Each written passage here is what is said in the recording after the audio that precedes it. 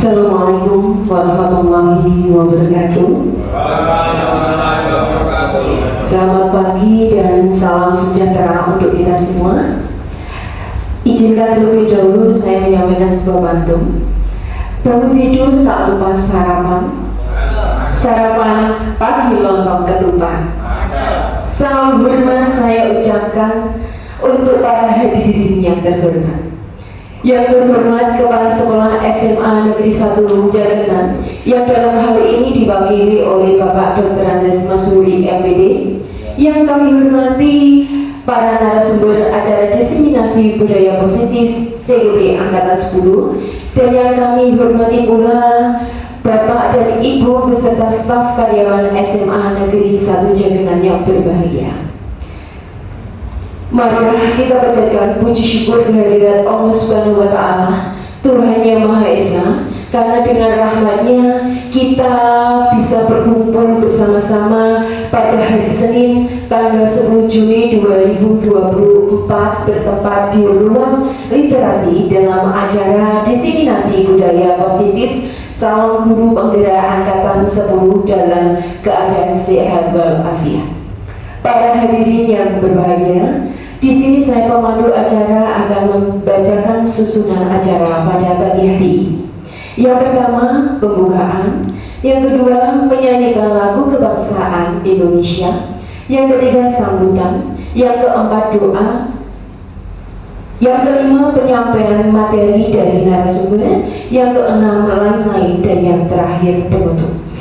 Marilah untuk kita memulai acara pada pagi hari ini, sejenak kita bersama-sama membacakan bacaan basmalah. Bismillahirrahmanirrahim. Menyanyikan lagu kebangsaan Indonesia. Para hadirin dimohon untuk berdiri.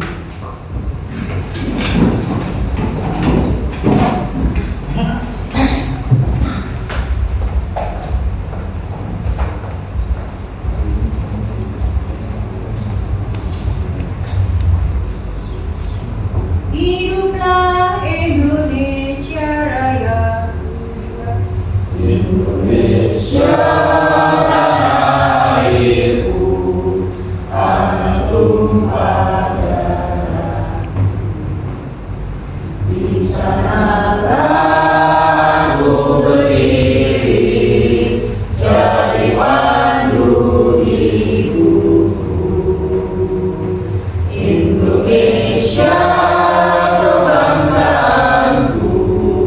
bangsa dan tanah airku, marilah kita bersatu, Indonesia bersatu. Hiduplah tanahku, hiduplah negeriku, bangsaku, rakyatku semuanya. Bangunlah jiwanya, bangunlah badannya untuk Indonesia Raya. Indonesia Raya, merdeka, merdeka, tanahku, negeriku yang ku cinta. Indonesia Raya, merdeka, merdeka, hiduplah Indonesia Raya. Indonesia Raya, merdeka, merdeka, tanahku, negeriku yang ku cinta. Indonesia Raya, merdeka, merdeka, hiduplah Indonesia Raya. Hadirin dipersilakan duduk kembali. Acara yang selanjutnya yaitu doa yang akan dipandu oleh Bapak Fuad Tengguh Nugrul SPDI. Kepada beliau disilakan.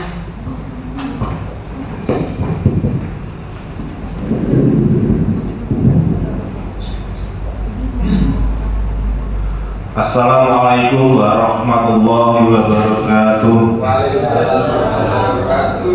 Marilah Bapak Ibu, sebelum kita mulai kegiatan diseminasi budaya positif CGP Angkatan 10 Bapak Wahyu Triutomo, kita berdoa membaca suratul Fatihah 1 kali dengan harapan semoga Allah Ta'ala memberikan kita kelancaran pada acara ini serta kemanfaatan khususnya kepada Bapak Wahyu Triutomo dan peserta didik di SMA Negeri 1 Jakenan. Semoga program guru penggerak ini Angkatan 10 khususnya bisa membawa nama baik SMA Negeri 1 Jakenan ke kancah nasional. Amin.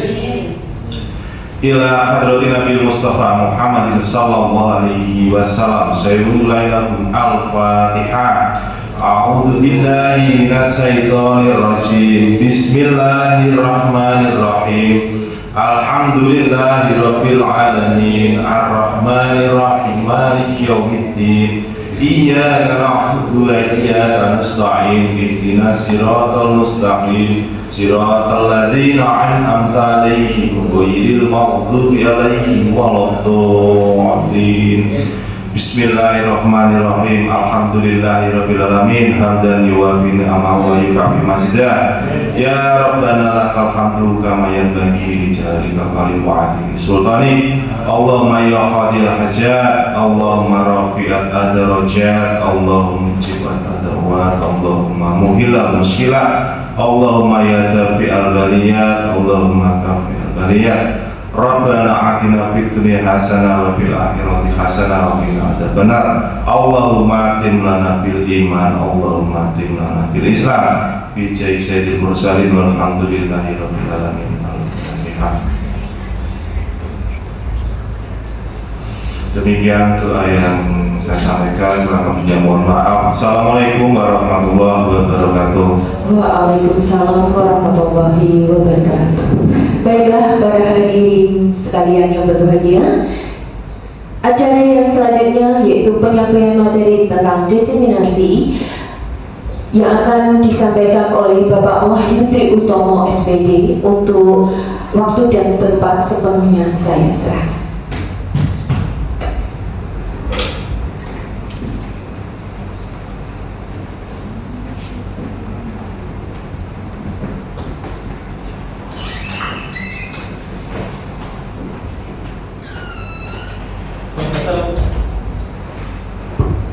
Baik, assalamualaikum warahmatullahi wabarakatuh. Selamat pagi, salam sejahtera untuk kita semuanya. Yang terhormat Bapak Kepala SMA Negeri 1 Jakenan, yang saya hormati Bapak Ibu Guru dan karyawan SMA Negeri 1 Jakenan. Tak lupa juga Bapak Ibu hebat yang saat ini hadir untuk mengikuti diseminasi positif, gitu kan? Selamat pagi Bapak Ibu sekalian. Nah, komitmen di awal nanti ketika saya bilang selamat pagi atau pagi, silahkan tepuk kali di depan, tepuk 1 kali di depan, ya. Pagi, pagi, pagi. Nah, kalau saya bilangnya siang, maka silahkan tepuk 2 kali, kanan sekali, kiri sekali. Siang, siang, siang. Nah, kalau sore maka tepuknya 3 kali Bapak Ibu, kanan, kiri, dan tengah. Siap? Sore, pagi, pagi, pagi, pagi, pagi, pagi. Nah, oke, terima kasih sekali lagi. Baik, Bapak Ibu sekalian, agenda saya di sini nanti adalah untuk menyampaikan pengalaman saya selama mengikuti pendidikan guru penggerak. Jadi nanti saya di sini bukan bermaksud untuk mengajari apalagi menggurui Bapak Ibu guru sekalian. Hanya saja kegiatan saya di sini nanti untuk berbagi pengalaman saya selama mengikuti pendidikan guru penggerak, sehingga hal-hal yang saya sampaikan nanti harapannya bisa menjadi referensi Bapak Ibu sekalian dalam mendidik dan membimbing murid-murid di SMA Negeri 1 Jakenan. Begitu di Bapak Ibu sekalian. Nah, Di sini perkenalkan, nama saya Wahyu Utomo, dan kemudian adalah fasilitator saya Ibu Musozia. Saya merupakan CGP angkatan 10 kelas 169. Nah, untuk selanjutnya program CGP ini didasari dari tujuan awal, yaitu filosofi tujuan pendidikan dari Ki Hajar Dewantara, yaitu tujuan pendidikan murid Ki Hajar Dewantara menuntut segala kekuatan kodrat yang ada pada anak agar mereka dapat mencapai keselamatan dan kebahagiaan yang setinggi-tingginya, baik sebagai manusia maupun anggota masyarakat. Nah, Bapak Ibu sekalian, Ki Hajar Dewantara ini memberikan dua kodrat, ya, secara gambaran dua kodrat kepada setiap anak didik kita, yaitu kodrat alam dan juga kodrat zaman.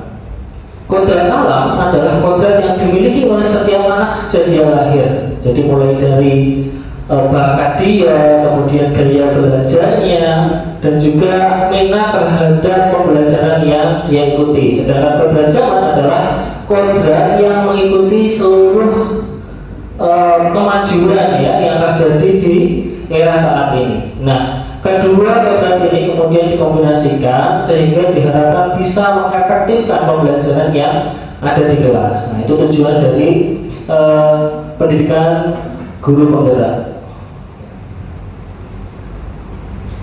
Nah, nilai guru penggerak, ya, nilai guru penggerak ada 5, yaitu mandiri, reflektif, inovatif, kolaboratif, dan juga berpihak pada murid.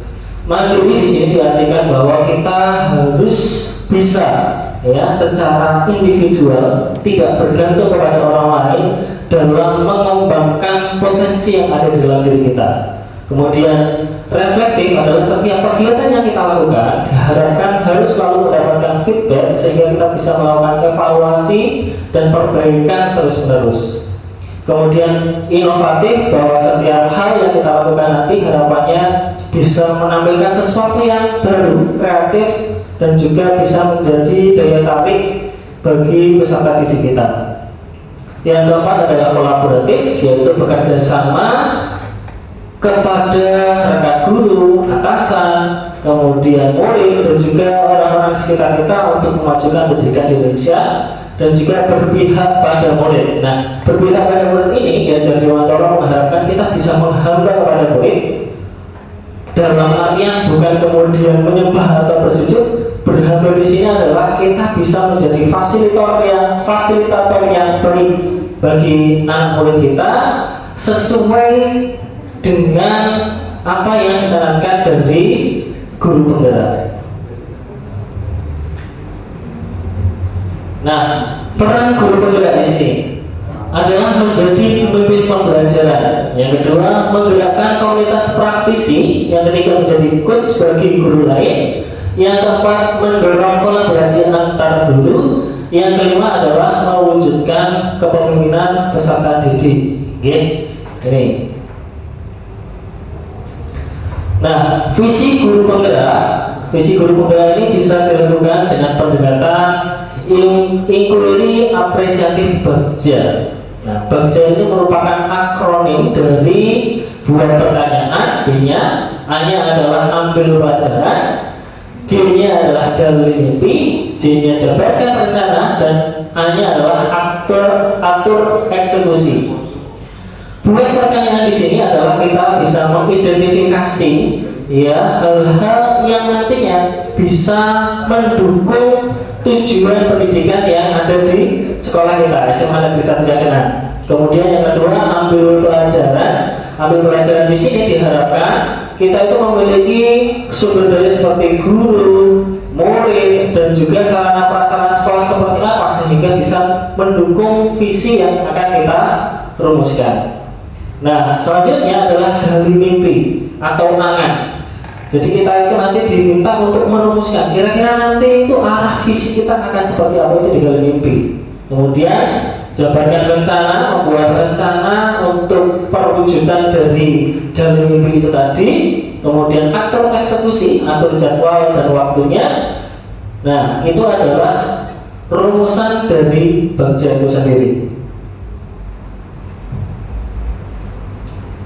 Nah, Bapak Ibu Guru, untuk depannya nanti saya akan membawakan 6 materi utama ya dari pertemuan ini, dan sebelumnya saya berharap untuk kita melakukan permainan yang ringan saja, yang intinya nanti bisa meningkatkan tingkat kefokusan Bapak Ibu sekalian dalam mengikuti kegiatan hari ini. Sudah siap Bapak Ibu sekalian? Pagi, sore, malam. Ya, malamnya tidak ada ya. Malamnya itu cuma kali tidak apa-apa. Baik. Nah, SBG kali ini yaitu adalah permainan tebak-tebakan ya. Cluenya adalah mesin hitung. Cluenya apa Bapak Ibu? Mesin hitung. Pertanyaannya, jika saya saat ini berada di lantai 2, kemudian naik 2 tingkat ke atas, maka saat ini saya berada di lantai berapa? Berapa? 2. Salah. Berapa Pak Ogi? 8. Iya betul. Ada yang sudah paham? Oke, sekali lagi ya. Cluenya apa Bapak Ibu? Mesin hitung. Saat ini saya berada di lantai 3, kemudian naik 1 lantai dan belok kiri 1 kali. Berarti saya saat ini berada di lantai. Bu Siro tahu? Lantai berapa Bu Siro? Salah. Ayo, berapa? Berapa? Bu Bakti, lantai 5. Salah. Betul. Ada yang udah paham permainannya? Terakhir. Baik. Saat ini saya berada di lantai 1, kemudian naik 2 tingkat dan belok kanan 1 kali. Maka ada di lantai berapa saya saat ini? 3. Salah. Kalau 3 salah. 4. Dari lantai 1 naik 2 lantai, kemudian ke kanan 1 kali. 8. Ada yang tahu berapa lagi? 8. Betul. Pak Widya bingung. Ingat lagi cluenya. Nah, saya bongkar isinya. Cluenya tadi apa Bapak Ibu? Mesin hitung itu apa ya? Mesin hitung itu kalkulator Bapak Ibu ya. Jadi di sana ada angkanya dari mulai 1, 2, 3, 4, 5, 6, 7, 8, 9. Nah, itu yang dikatakan lantai. Nah, itu ya. Oke, tepuk tangan ya. Oke, tepuk tangan untuk terima kasih. Baik, untuk selanjutnya. Nah, konsep inti budaya positif dan 6 materi yang akan saya sampaikan. Yang pertama adalah disiplin positif dan nilai kebajikan universal. Yang kedua adalah teori motivasi, hukuman, penghargaan, dan restitusi. Yang ketiga adalah keyakinan kelas. Yang keempat adalah kebutuhan dasar manusia. 5 adalah 5 posisi kontrol. Dan 6 adalah segitiga restitusi. Nah, apa saja itu? Kita buka satu persatu. Baik, di sini ya, disiplin positif dan nilai kebajikan. Ada apa dengan gambar kepala tangan? Jadi gambar kepala tangan di sini itu sebagai wujud ya, atau logika dari tekad kita. Ya, tekad kita itu diibaratkan sebagai genggaman tangan. Semakin kuat tekad kita, maka semakin susah juga untuk dibuka. Baik itu mau dirayu, mau digoda, mau dipaksa, ya, itu akan sulit dibuka. Nah, itu sama halnya seperti tekad dan keyakinan kita. Begitu Bapak Ibu sekalian. Jadi di sini ada tugas Anda adalah mencoba untuk segala cara untuk membuka kepala tangan saya. Boleh membujuk, menghadik, mengintimidasi, memarahi, menggoda, menggelitik, bahkan menawari uang agar saya bersedia membuka kepala tangan saya. Gitu ya. Tidak perlu dicoba ya. Daripada ya, selanjutnya. Nah, ini nanti akhirnya begini. Setelah kami mempraktekkannya, kemudian pertanyaannya kira-kira saya itu akan membuka tangan saya melalui apa? Kalau semakin mudah, dikit-dikit bisa terbuka. Atau kalau tekad saya kuat, bahkan dipaksa pun seperti apapun, berapa orang banyak pun tidak akan bisa terbuka Bapak Ibu sekalian.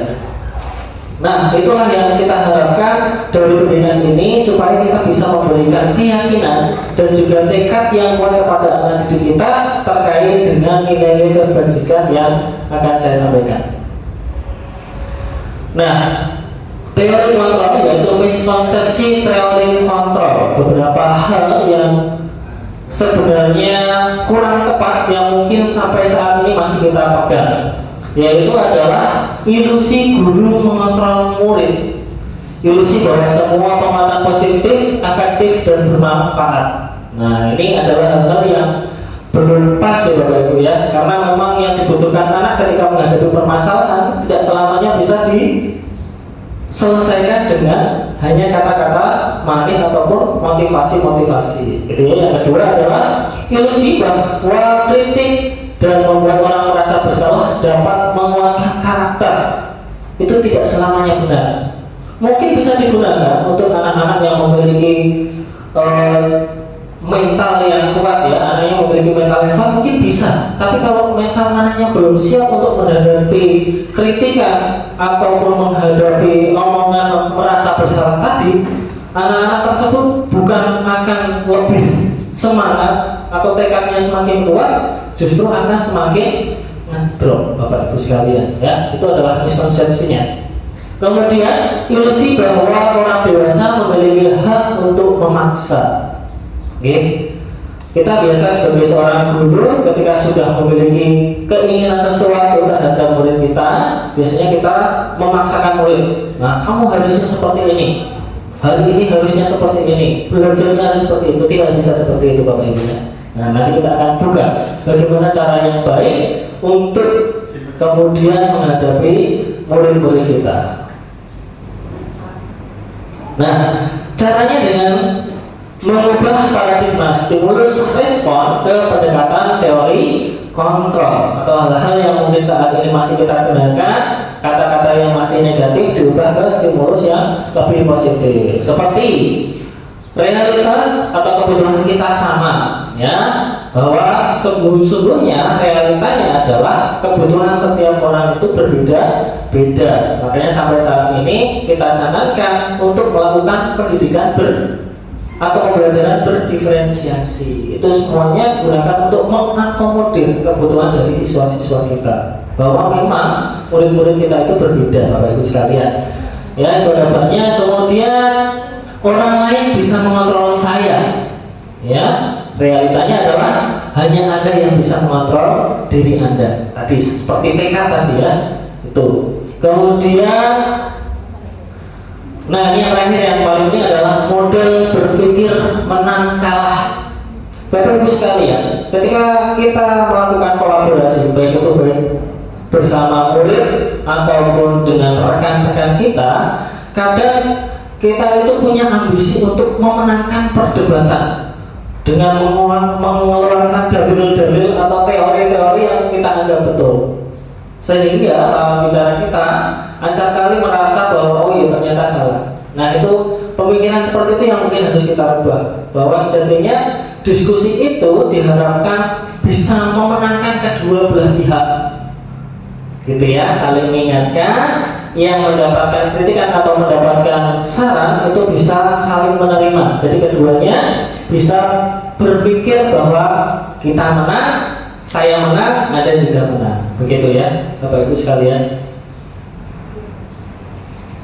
Nah, disiplin positif.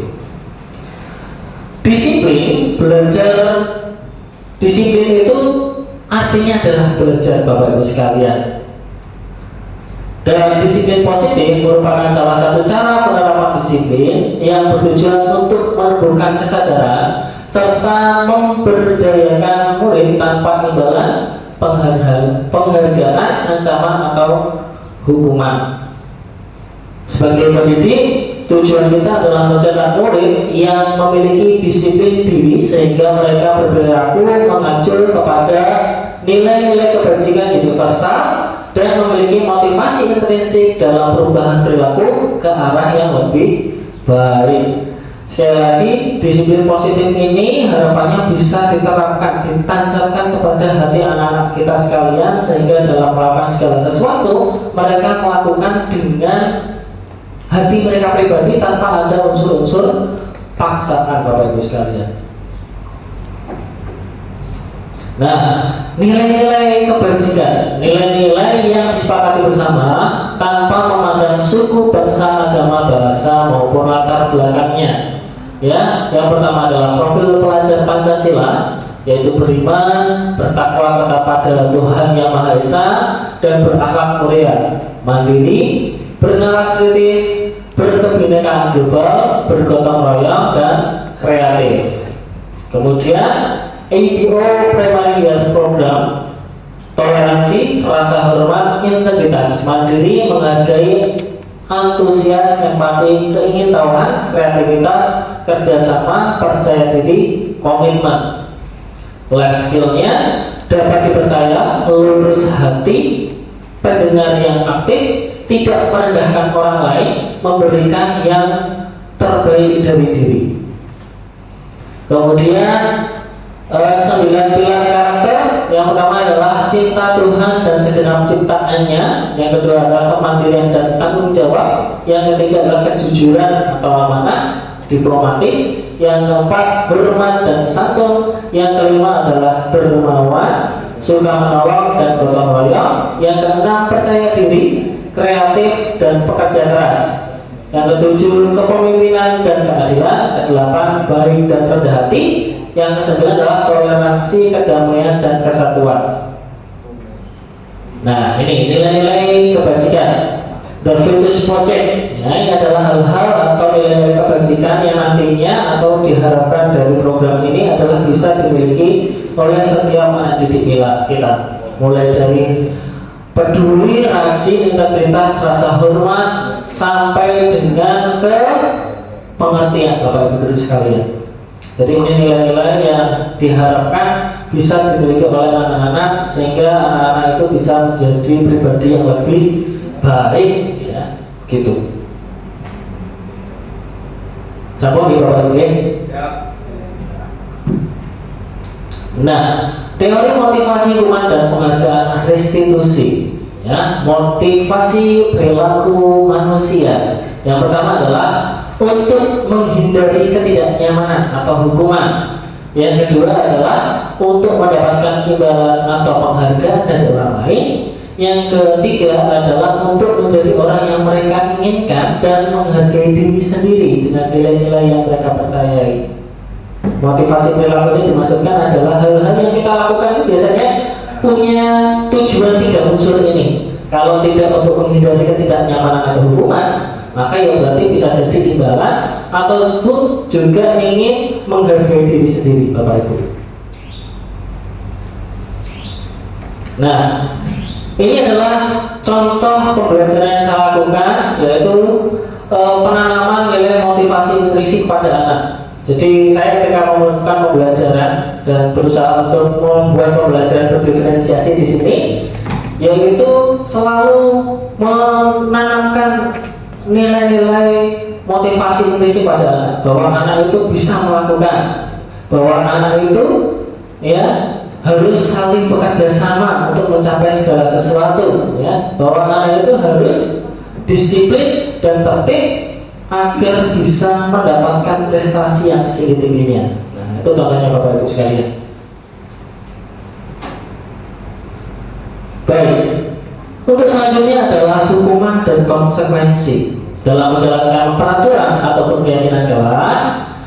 Bila ada suatu pelanggaran, tentunya harus ada sesuatu yang terjadi. Untuk itu kita perlu meninjau ulang tindakan penegakan peraturan atau keyakinan kelas sekolah kita selama ini. Tindakan terhadap suatu pelanggaran pada umumnya berbentuk hukuman atau konsekuensi. Betul begitu Pak, Bapak Ibu? Biasanya kalau ada anak-anak yang tidak sesuai harapan kita atau melanggar hal-hal yang kita canangkan, biasanya kita acap kali langsung, oh kamu terlambat, silakan push up 50 kali. Nah itu yang dihukum. Atau biasanya kalau ada anak yang tidak mengerjakan tugas, oh bocah kon garap tugas dan segala macamnya, itu merupakan kata-kata yang bentuk dari hukuman Bapak Ibu. Dan apakah itu betul? Betul atau tidak? kita buktikan. Nah, kira-kira bagaimana? Benar. Nah, ini Bapak Ibu, hukuman, ya, ciri-ciri hukuman bersifat tidak terencana atau tiba-tiba. Jadi tidak ada kesepakatan di awal ketika ada anak cenderung melakukan pelanggaran, kemudian kita spontan apa yang dipikirkan yang penting segera kita berikan hukuman. Ya, dan biasanya hukuman yang kita berikan itu tidak sesuai dengan pelanggaran yang dilakukan, tidak memberikan efek pembelajaran bagi anak. Gitu ya. Yang kedua adalah anak atau murid tidak tahu apa yang akan terjadi dan tidak dilibatkan. Tadi tidak ada kesempatan di awal. Kemudian yang ketiga adalah hukuman bersifat satu arah dari pihak guru yang memberikan dan murid hanya menerima suatu hukuman tanpa melalui suatu kesepakatan atau pengarahan dari pihak guru, baik sebelum dan sesudah. Dan terakhir, bisa berupa fisik maupun psikis. Murid atau anak disakiti oleh suatu perbuatan dan kata-kata. Ya, yang terakhir ini ya, kadang kita melakukan pembalasan berupa fisik, entah itu dihukum melakukan push up, lari, squat jump, ya, yang biasa terjadi seperti itu, ataupun psikis dengan kata-kata menghardik, ya, menghina dan lain sebagainya. Naudzubillah, gitu ya. Nah, perbedaannya dengan konsekuensi. Konsekuensi, ya, itu sudah terencana atau disepakati, sudah dibahas dan disetujui oleh murid dan guru. Yang kedua, bentuk-bentuk konsekuensi dibuat oleh pihak guru atau sekolah dan murid sudah mengetahui sebelumnya konsekuensi yang akan diterima bila ada pelanggaran. Yang ketiga, murid dibuat tidak nyaman untuk jangka waktu yang pendek. Yang keempat, diberikan berdasarkan suatu data yang umumnya dapat diukur. Yang kelima adalah sikap guru memonitor murid. Ini lebih penting dibandingkan menghukum. Jadi ada kesepakatan antara anak dan juga guru. Meskipun nanti ketika terjadi pelanggaran dan konsekuensi ini dijalankan, murid itu bisa saja menjalankan itu kan dengan sebuah paksaan, ya, gitu. Itu jika konsekuensi. Nah, coba di sini nanti ada pertanyaan-pertanyaan yang bisa kita lihat dan kita analisa kira-kira ini masuk di hukuman atau konsekuensi, Bapak Ibu. Siap ya? Lari mengelilingi lapangan basket 2 kali karena terlambat hadir di sekolah, hukuman atau konsekuensi? Hukuman. Mendadak tiba-tiba tidak tahu alasan, yang penting kalau salah dihukum lari mengelilingi basket 2 kali, ya. Kemudian membersihkan tumpahan air di meja karena tersenggol pada saat pembelajaran. Konsekuensi, yeah. Jadi sesuai ya pelanggarannya apa, kemudian hal yang terjadi yang harus dia pertanggungjawabkan apa, konsekuensi. Murid diminta untuk push up 15 kali karena tidak menggunakan masker ke sekolah, hukuman. Selanjutnya, kehilangan 10 menit jam istirahat untuk mengerjakan tugas karena terlambat datang dan tertinggal pembelajaran selama 10 menit. Konsekuensi. Lari mengelilingi lapangan basket 2 kali karena terlambat 10 menit untuk pembelajaran PJOK.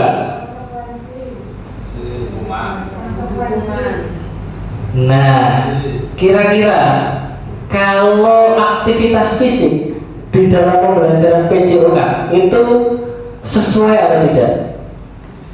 Nah, ini dianggap sesuai sehingga hal yang diperlihatkan ini bukan sebagai sebuah hukuman tapi konsekuensi, gitu ya. Kecuali kalau itu mau pelajarannya diganti misalkan biologi gitu atau matematika, maka itu menjadi tidak relate lagi dan dianggap sebagai sebuah hukuman. Bisa dipahami Bapak Ibu sekalian?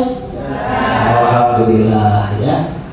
Selanjutnya, nah, tadi kita sudah belajar apa itu hukuman, kemudian apa itu konsekuensi. Nah, yang ketiga ini adalah pilihan yang seharusnya menjadi pilihan yang seharusnya Bapak Ibu guru coba, karena ini bisa menjadi alternatif terbaik ya Bapak Ibu sekalian, yaitu adalah restitusi, suatu pendekatan untuk menciptakan disiplin positif. Restitusi adalah proses menciptakan kondisi bagi murid untuk memperbaiki kesalahan mereka sehingga mereka bisa kembali pada kelompok mereka dengan karakter yang lebih kuat menurut Gosen tahun 2024. Restitusi juga adalah proses kolaboratif yang mengajarkan murid untuk mencari solusi atas permasalahannya dan membantu murid berpikir tentang orang seperti apa yang mereka inginkan dan bagaimana mereka harus memperlakukan orang lain, ya Bapak Ibu ya. Tadi jika di pembelajaran pertama yaitu antara hukuman dan konsekuensi, ya, kalau di restitusi itu perbedaannya adalah ketika anak melakukan kesalahan dan pelanggaran, maka dia harus kemudian ditanya dulu kenapa melakukan pelanggaran, kemudian seharusnya bagaimana, ya, itu nanti kita akan bahas lebih dalam. Ini perbedaan restitusinya itu seperti ini Bapak Ibu sekalian. Nah, ini restitusi membantu murid menjadi lebih memiliki tujuan, disiplin positif, dan memulihkan dirinya setelah berbuat salah. Penekanannya bukan pada bagaimana perilaku untuk menyenangkan orang lain atau menghindari ketidaknyamanan, namun tujuannya adalah menjadi orang yang menghargai nilai-nilai kebajikan yang mereka percayai. Melalui pendekatan restitusi, ketika murid berbuat salah, guru akan menanggapi dengan mengajak murid berefleksi tentang apa yang dapat mereka lakukan untuk memperbaiki kesalahan mereka sehingga mereka menjadi pribadi yang lebih baik dan menghargai dirinya. Jadi kalau tadi di awal kita belajar mengenai hukuman dan ciri-cirinya adalah ketika anak terlambat kemudian melakukan aktivitas misalkan lari ataupun aktivitas fisik lainnya, ya. Kalau di restitusi, ya, anak-anak nanti direfleksi dulu. Kira-kira kenapa kamu terlambat, begitu ya? Kita harus cari tahu dulu alasannya seperti apa, ya. Setelah itu kita sambungkan ke arah keyakinan kelas yang awalnya kita buat. Keyakinan kelas mana yang kemudian mereka langgar?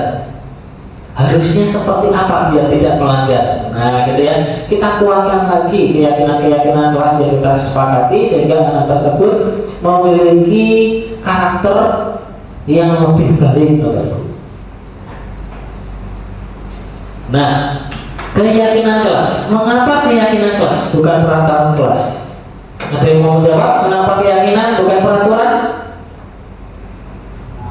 Disepakati bersama. Karena disepakati bersama.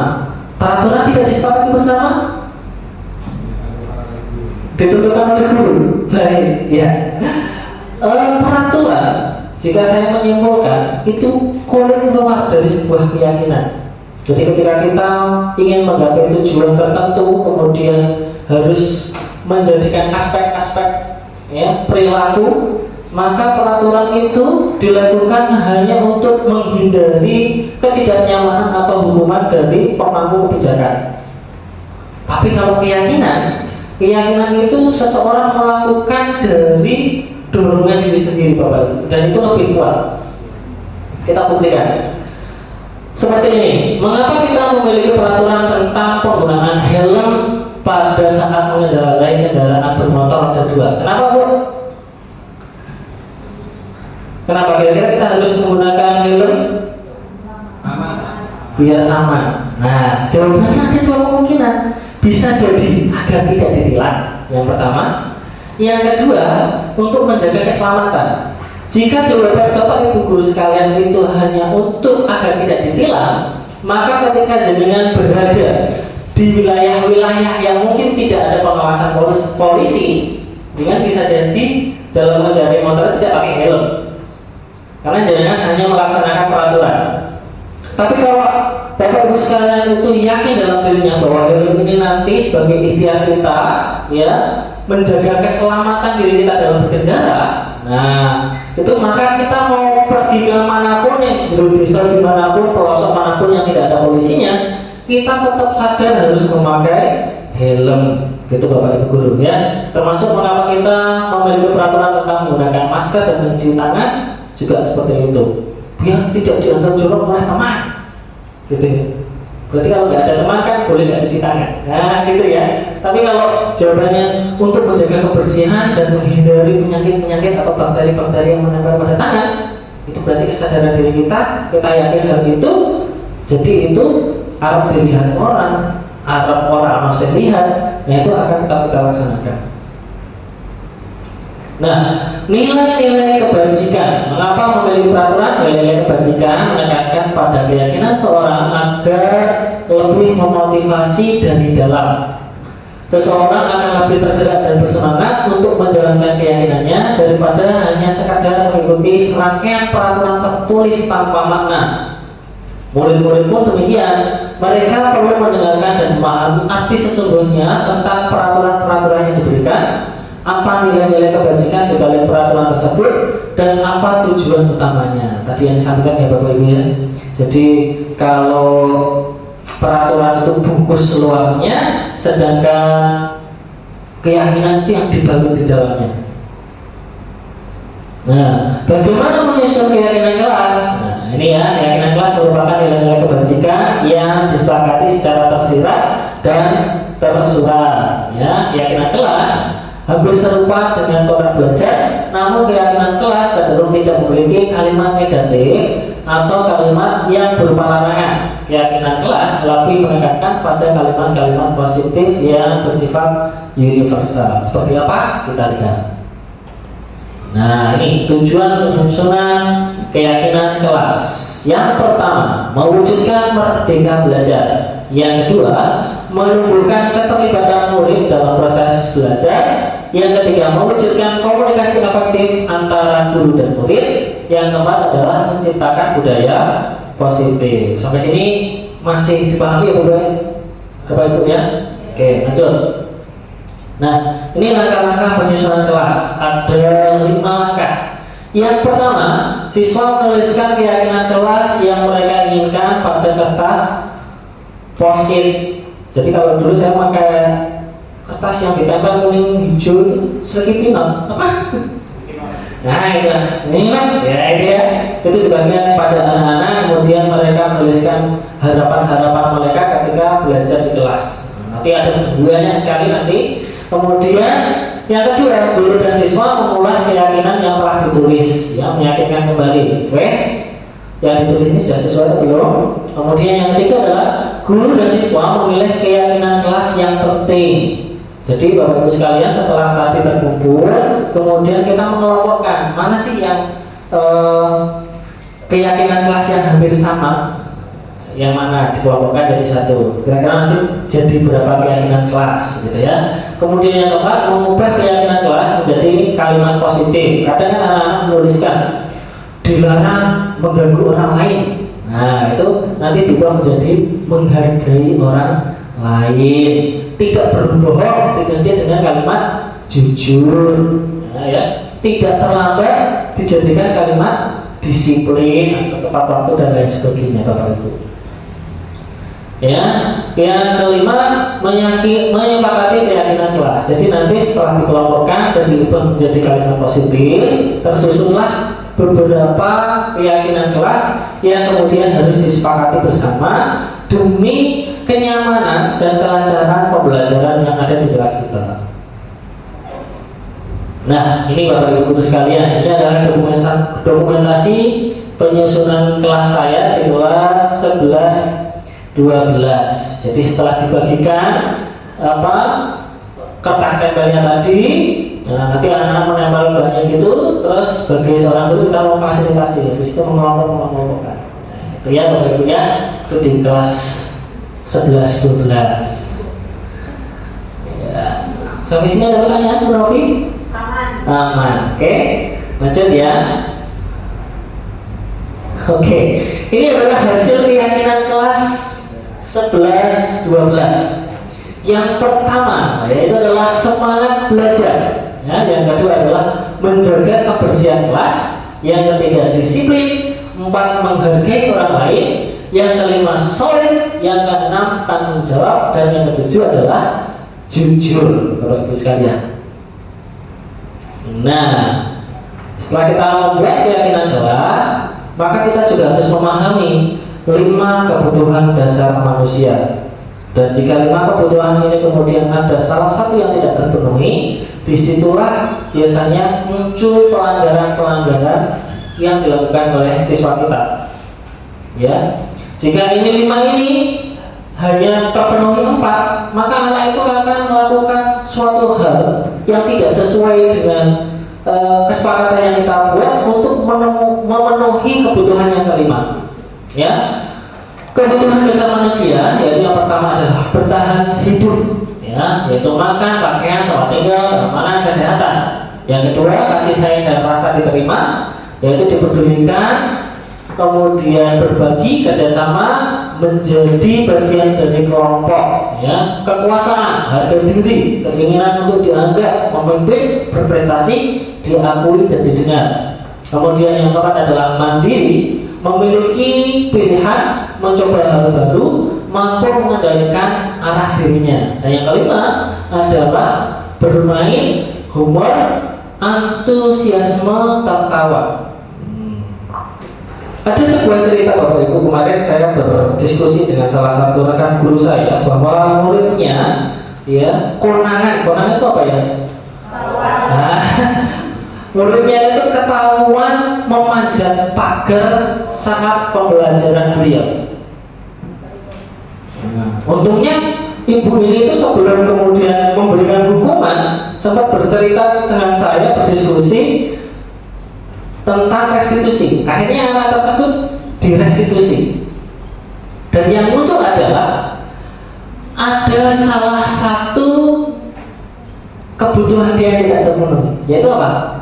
Kesenangan. Ternyata dia di dalam kelas tidak senang. Setelah tidak senang, dia mengaku bahwa si anak tadi itu gak mudeng, saya tidak bisa. Nah, gitu. Setelah dicari, oh mungkin ini gaya belajarnya berbeda dan lain-lain. Nah, itu lanjutan ya. Tapi anak tersebut kemudian bisa terfasilitasi. Kenapa dia seperti itu? Harusnya bagaimana? Kembali ke keyakinan kelas, mana yang dilanggar, ya. Kita ingatkan kembali apa nilai-nilai kebajikan yang sudah disepakati, ya. Itu fungsinya. Jadi perlu Bapak Ibu ketahui, jika seorang anak atau kita melakukan kesalahan, ya, kemungkinan besar ada salah satu kebutuhan yang tidak dipenuhi Bapak Ibu sekalian. Jadi jangan kemudian cara Jawa ini kebiasaan pokoknya jangan salah, ujungnya langsung ditinggal. Nah, itu jangan, ya. Kita harus cari tahu dulu hal-hal yang seharusnya hak-hak mereka harus dipenuhi dulu.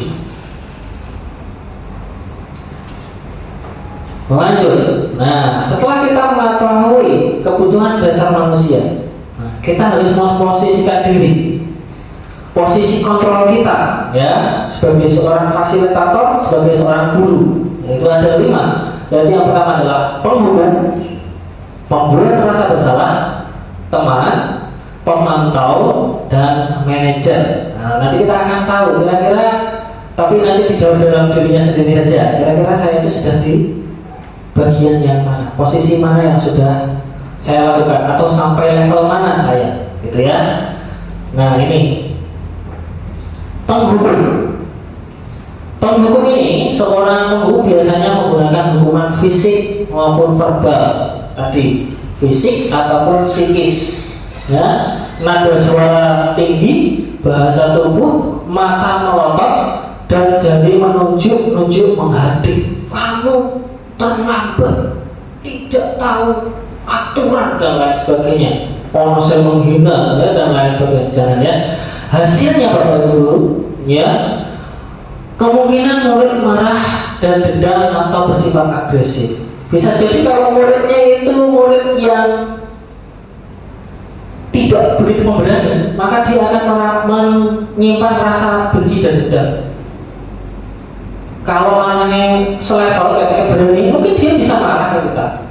Atau bahkan kalau anak tersebut merasa lebih kuat secara taraf kemampuan, bisa jadi nanti dia melakukan agresif, bisa menyerang kita dan lain sebagainya. Ya, itu kelemahan dari kita menjadi seorang penghukum. Kira-kira Bapak Ibu sekalian pengen dibenci oleh murid-muridnya? Ya. Tidak, ya, ampun ya Bu, ya. Lanjut. Ya, yang kedua adalah membuat rasa bersalah. Ya, berbalikan dari yang penghukum tadi, jika menggunakan nada yang tinggi, kasar. Nah, membuat rasa bersalah ini biasanya guru akan bersuara lebih lembut. Membuat rasa bersalah akan menggunakan keheningan yang membuat orang lain menjadi tidak nyaman, bersalah, atau rendah diri. Ciri-cirinya adalah nada suaranya memelas, halus atau sedih. Bahasa tubuhnya merapat pada anak kemudian lesu. Ya, biasanya guru-guru kayak gini itu yang kayak artis bapak speaker acting cadangnya murid itu. Ya Allah, nah, apa kira sakit kayak ibu? Ya, sakit kayak bapak di rumah dan lain sebagainya. Ya, itu membuat rasa bersalah. Apa gitu tepat? Nah, hasilnya ini Bu. Murid akan merasa bersalah karena mengecewakan gurunya. Murid akan merasa menjadi orang yang gagal dan tidak sanggup membahagiakan orang lain. Pelanggarannya telat, tapi Bapak Ibu guru memberikan rasa bersalah itu seakan-akan murid melakukan kesalahan dan seluruh masa depannya hancur. Ya, jangan, ya, itu nggak pas, kurang tepat. Nah, ini kata-katanya biasanya adalah Bapak sangat kecewa sekali dengan kamu, ya.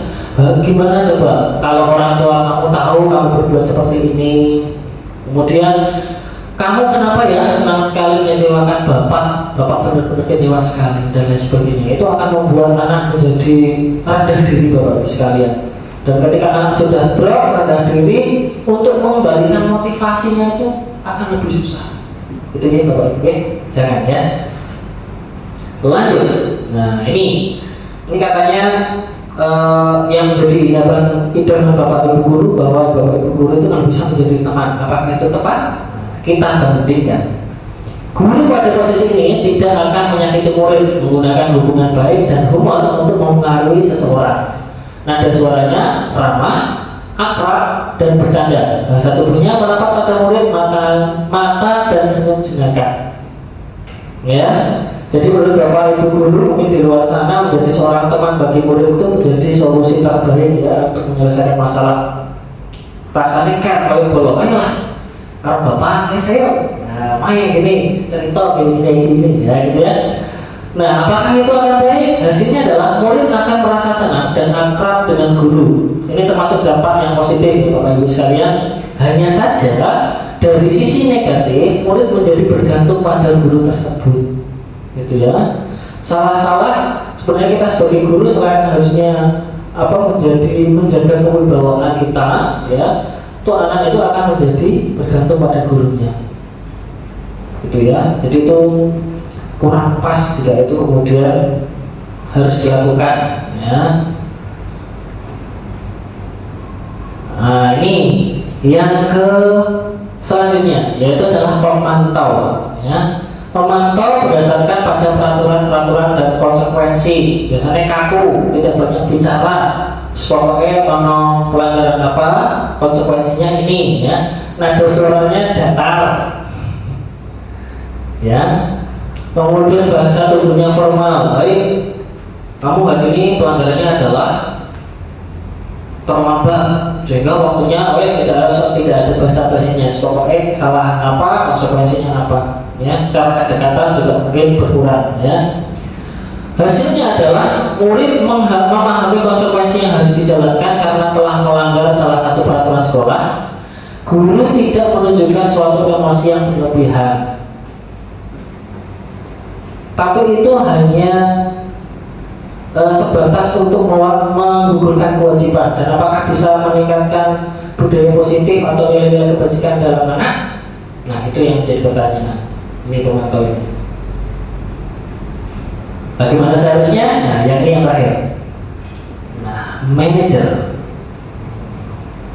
Manajer, posisi guru di mana guru membuat suatu kebersamaan dengan murid, mempersilahkan murid mempertanggungjawabkan perilakunya, mendukung murid agar dapat menemukan solusi atas permasalahan sendiri. Nada suaranya tulus, ramah Bapak Ibu sekalian, bahasa tubuhnya tidak kaku, ya, hampir mirip seperti teman pendekatannya.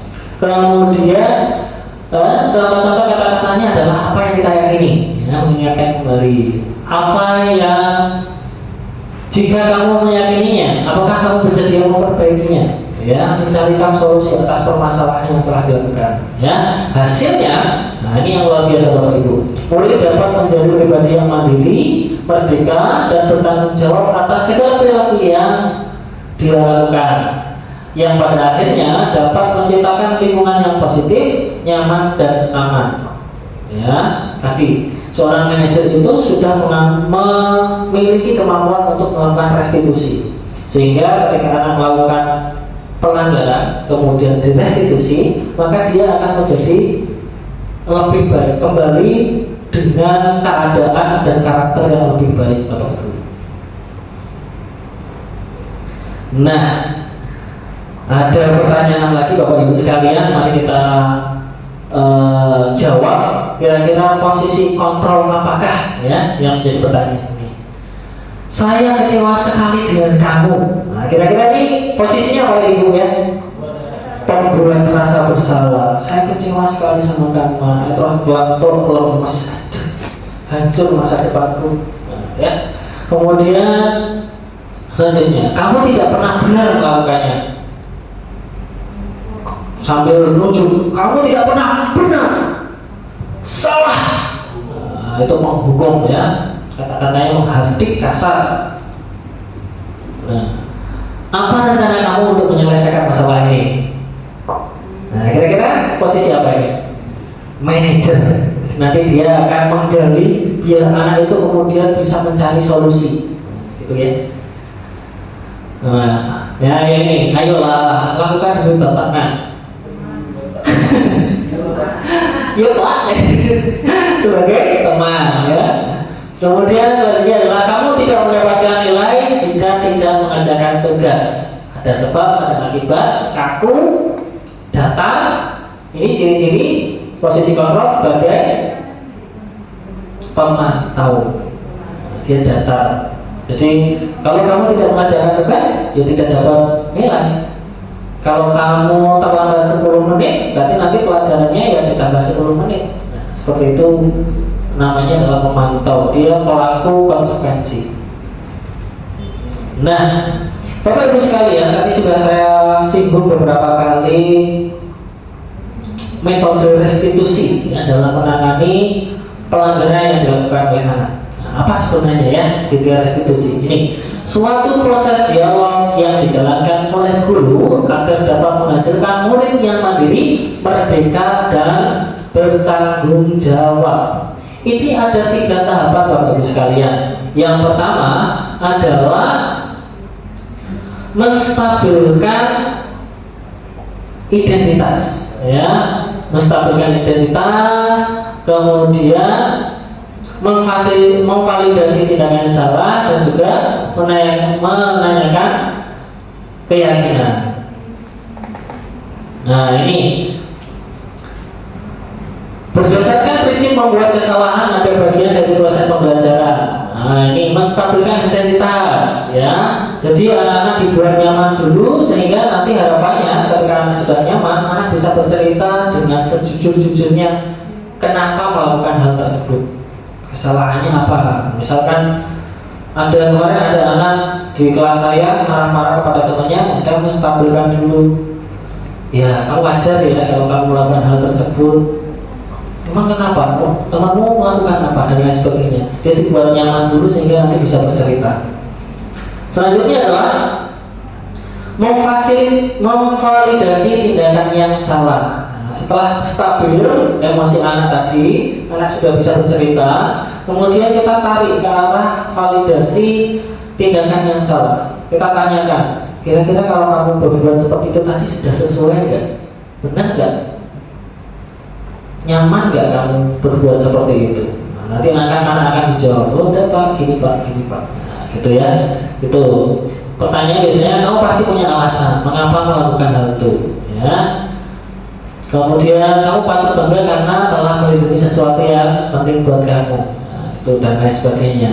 Setelah validasi tindakan yang salah, ya, anak mengetahui kesalahan yang dilakukan, maka kita harus menguatkan lagi pada keyakinan yang telah disepakati. Ini tindakan ketiga adalah menanyakan keyakinan. Ya, berdasarkan prinsip teori kontrol bahwa pada dasarnya kita termotivasi secara intrinsik. Ya, itu ada pertanyaan apa keyakinan kelas kita. Jadi misalkan kalau marah-marah itu kan tidak menghargai orang lain, sehingga kita yakinkan lagi. Dulu kan kita sudah punya kesepakatan dan keyakinan kelas bahwa kita harus menghargai orang lain. Kira-kira kalau kamu melakukan seperti itu sudah sesuai belum dengan kesepakatan ini? Nah, gitu ya. Terus pertanyaan yang lain biasanya seperti apa gambaran sebuah kelas yang ideal menurut kamu dan lain sebagainya. Ya, intinya kita menanyakan keyakinan kelas itu. Nah, ini adalah beberapa video yang saya lakukan untuk restitusi gitu ya. Jadi ini ceritanya kita kenal ya, ada gambarnya. Ini adalah salah satu murid saya di kelas 11-12 kemarin ketika project P5 dia sempat berdebat dan kemudian berkelahi dengan rekan sekelasnya sampai akhirnya dia marah dan mengubrak meja. Akhirnya ada salah satu temannya yang melapor ke saya dan saya mungkin panggil. Nah, saya gunakanlah restitusi. Di langkah yang pertama saya tadi ini melakukan menstabilkan emosinya dulu. Ya, setelah stabil, kemudian langkah selanjutnya, nah ini memvalidasi tindakannya. Kalau kamu sampai seperti itu tadi, kira-kira kenapa? Nah, gitu. Kira-kira kalau kamu sudah berbuat seperti itu, sudah sesuai dengan keyakinan kelas yang kemarin kita sepakati enggak? Keyakinan kelas yang mana yang kamu langgar? Bagaimana seharusnya kamu bersikap? Kalau kedepannya ada kejadian yang sama lagi, kira-kira apa yang harus kamu lakukan? Nah, seperti itu ya, Bapak Ibu guru ya.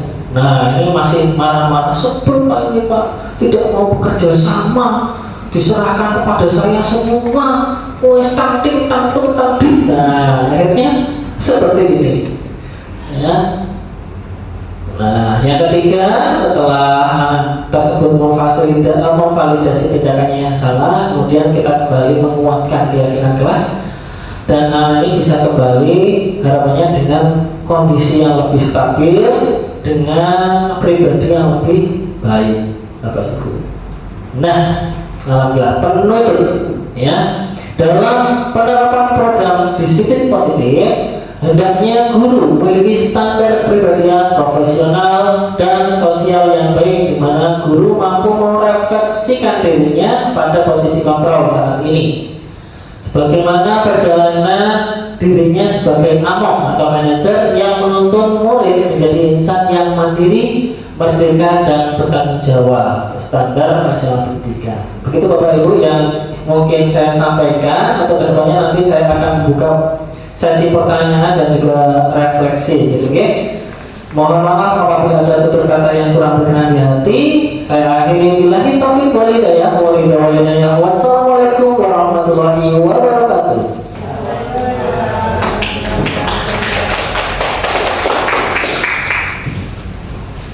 Waduh, penyampaian sangat luar biasa.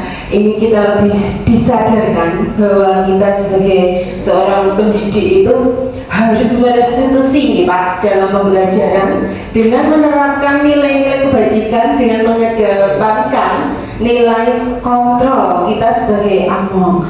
Baik, untuk acara yang selanjutnya yaitu lain-lain, ini nanti kita akan buka 2 pertanyaan dan 1 tanggapan, nanti sama 1 refleksi untuk acara kita. Baik, monggo pertanyaan bisa dibuka. Monggo Bapak Ibu, monggo silakan Bu Novi.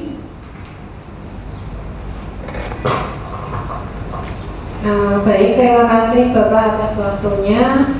Di sini saya ingin menanyakan untuk pada bagian segitiga restitusi ya. Terkadang untuk kita saat menangani siswa yang sedang bermasalah, itu kan terkadang dengan kita memberikan nasihat ataupun dan yang lainnya, itu mungkin hanya dengan 1-2 kali saja itu tetap masih melakukan dengan kesalahan yang sama. bagaimana kalau jika masalah tersebut atau keadaan tersebut kita hanya dengan misalkan kita marah saja anak tidak jerah ya, apalagi ini tadi kan untuk segitiga restitusi kan otomatis kan guru dengan nada kasar dan lain sebagainya.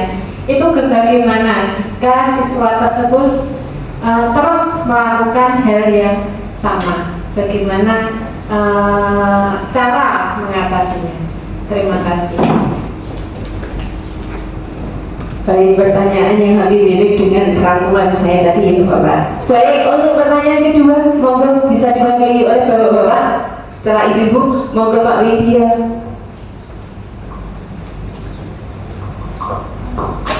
Ya, terima kasih atas waktunya.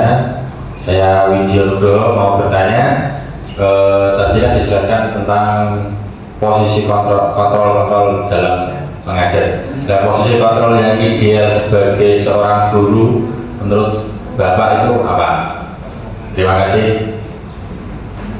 Baik, mungkin dua pertanyaan ini bisa satu dijawab, ya Pak.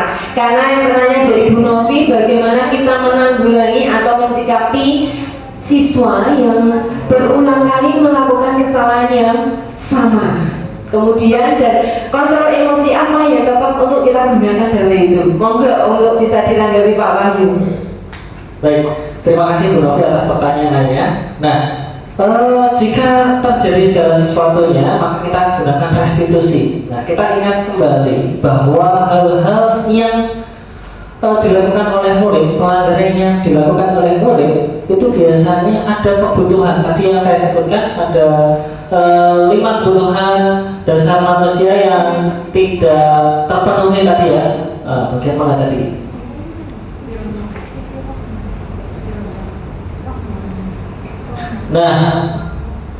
Nah ini, sorry. Bu Novi, ketika kita melakukan restitusi, kemudian menstabilkan kondisi anak, ya, menstabilkan identitas, maka kita juga harus tahu penyebab dari anak tersebut melakukan kesalahan. Kita sambungkan ke sini. Pasti ada alasannya dong anak tersebut melakukan kesalahan. Seperti halnya tadi, saya kemudian menstabilkan Zahra tadi, kemudian menarik garis kira-kira hal apa yang tidak dimiliki atau tidak didapatkan, ya. Nah, ini setelah saya menarik garis, maka si Zahra tadi itu dia itu ingin diperdulikan sebagai seorang pemimpin kelompok, ya, ada kelompoknya yang tidak mau bekerja sama. Nah, setelah kita melakukan restitusi, kita stabilkan anak, kita tingkatkan lagi keyakinannya, tapi kita juga harus senantiasa mengawasinya kembali, dan juga kita menguatkan lingkungan sekitarnya untuk bisa memberikan feedback yang positif juga kepada anak tersebut. Jadi tidak hanya anak tersebut yang melakukan pelanggaran tadi yang kita ingel-ingel, ibaratnya kita restitusi dan lain, tapi juga circle-nya, kemudian komunitasnya dan lingkungan sekitarnya juga kita harus senantiasa mengingatkan kembali, ya, keyakinan-keyakinan kelas, sehingga kenyamanan di dalam kelas itu bisa berjalan sebagaimana mestinya. Nah, untuk menjawab yang kedua, nah, restitusi ini Pak Widyo berada di posisi manajer. Jadi manajer itu adalah bagian terpenting yang bisa kita ambil, ya, untuk menyelesaikan permasalahan pada anak.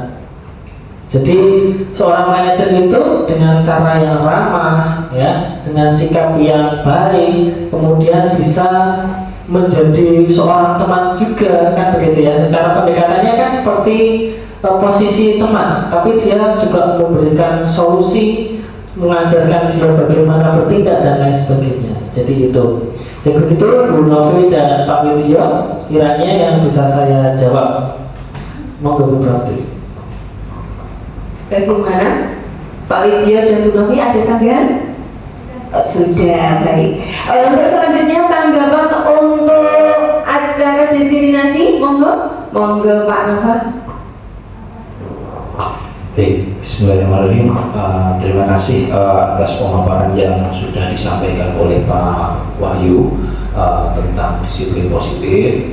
Hal ini menurut saya ini sangat bagus sekali. Kegiatan ini apabila dilakukan secara rutin itu akan membangun motivasi dari rekan-rekan guru, terus kemudian akan memperoleh sesuatu yang baru yang seharusnya dimiliki oleh seorang guru, yang mungkin sudah dimiliki cuma belum terekspos atau belum optimal. Melalui ini kita bisa membuka kembali fitrah seorang guru menurut Kak Hadi itu seperti apa. Terus kemudian bagaimana kita berperilaku positif di sekolah, terus kemudian bagaimana kita menjadi amung yang baik, serta memberikan teladan bagi peserta didik supaya mereka bisa mengikuti pembelajaran dan mencapai cita-cita dan keselamatan yang setinggi-tingginya. Saya rasa itu tanggapannya. Perasaan saya sendiri sangat-sangat senang mengikuti kegiatan ini. Harapannya nanti kegiatan ini dapat berlanjut secara kontinuitas sehingga nanti dari beberapa rekan guru dapat saling berbagi di sini. Saya rasa terima kasih. Waktu saya kembalikan ke pembawa acara. Sangat luar biasa, betul sekali. BL kita bersama bahwa kita bagaimana menjadi seorang idola buat anak-anak. BL kita juga sama, yaitu menciptakan bagaimana anak bisa jatuh cinta terlebih dahulu dengan bapak atau ibu gurunya. Baik, untuk refleksi pada acara hari ini, pagi ini, monggo Bu Sumari. Ya, Assalamualaikum warahmatullahi wabarakatuh. Saya akan mencoba merefleksikan apa yang sudah disampaikan oleh Pak Wahyu, sangat luar biasa sekali ya, tentang pemaparan diseminasi disiplin positif. Dengan yang disampaikan Pak Wahyu di sini kita mendapatkan banyak ilmu ya hubungannya dengan disiplin positif. Membudayakan anak-anak kita agar bisa disiplin. Disiplin itu dari dirinya sendiri ya, intrinsik, tidak hanya paksaan dari bapak ibu guru. Begitu pula kita sebagai guru ya, sebagai guru kita bisa menjadi guru yang bisa memposisikan sebagai posisi kontrol yang baik, yaitu adalah sebagai manajer ya, among. Di sini kita dapat mengetahui ya kebutuhan-kebutuhan dari peserta didik itu apa, sehingga peserta didik dapat berkembang dengan baik sesuai dengan kodrat ya, sesuai dengan kodrat zaman ya, sesuai dengan apa yang perkembangan zaman pada saat ini. Seperti itu, terima kasih. Baik, para hadirin sekalian, demikian tadi untuk sesi pertama dalam diseminasi, dan saya sampaikan terima kasih sebanyak-banyaknya buat narasumber hebat kita. Beri tepuk tangan buat Pak Wahyu Triutomo untuk pemaparannya yang sangat detail dan sangat bermanfaat sekali. Para hadirin yang berbahagia, akhirnya seluruh rangkaian acara telah kita lalui bersama. Semoga acara ini senantiasa membawa manfaat untuk kita semua dan semoga dapat memotivasi kita dalam hal berbagi praktik baik guna perbaikan dalam proses pembelajaran. Saya Pratiningsih selaku pemandu acara pada siang hari ini mengucapkan terima kasih atas perhatian para hadirin. Mohon maaf apabila ada salah dalam bertutur kata yang menimbulkan ketidaknyamanan para hadirin semua. Sebagai acara penutup, mari bersama sebelum kita tutup siang hari ini dengan bacaan hamdalah. Alhamdulillahirabbil alamin. Billahi taufiq wal hidayah. Wassalamualaikum warahmatullahi wabarakatuh.